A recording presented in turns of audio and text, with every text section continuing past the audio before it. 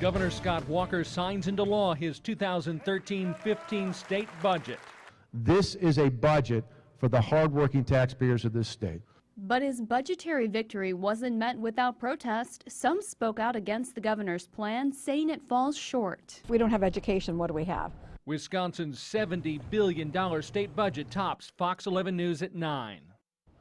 Good evening and thanks for joining us tonight. It's official. Governor Scott Walker signs into law the state's spending plan for the next 2 years. And this budget certainly comes with less controversy than the last two-year budget, but it still fails to win over all legislators, even while promising more money for education and tax cuts. The governor held the signing in Pleasant Prairie this afternoon. Fox 11's Bill Miston was there. He brings us balanced coverage. Governor Scott Walker signed the 2013-15 budget in front of about 200 people gathered at Catalyst exhibits in Pleasant Prairie. Thank you, Governor!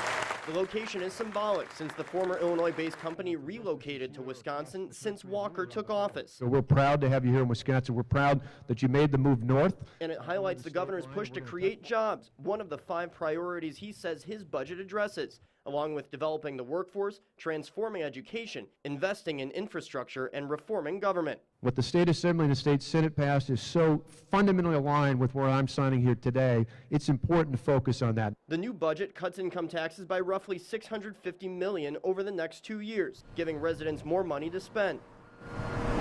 It also invests about $6.4 billion on the state's infrastructure, which will help create jobs. We need to have the roads and the bridges and the ports and the freight rail lines and the airports to have one of the best intermodal systems in the country.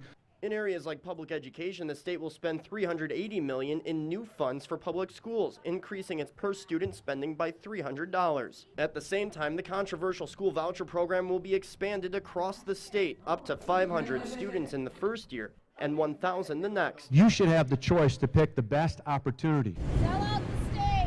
Outside the event, protesters voiced their displeasure with the governor and his education plans. If he's concerned about bettering education for the majority, then let's get the public school system in line. Work requirements for food stamps will be tightened and weekly job search requirements for unemployment will be increased, all while pumping $31 million into training programs. Not everything in Governor Walker's budget passed his muster. He did use his extensive veto power on 57 items. In Pleasant Prairie, Bill Miston, Fox 11 News. The 2013-15 state budget goes into effect tomorrow. Democrats offer another view of the governor's signed budget. Assembly Democratic leader Peter Barca issued a statement saying in part, Governor Walker's extreme budget fails the middle class and will continue to take Wisconsin down the wrong path.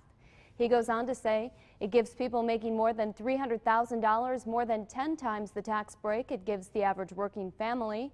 It rewards special interests who want to prey on consumers while middle-class families get left behind.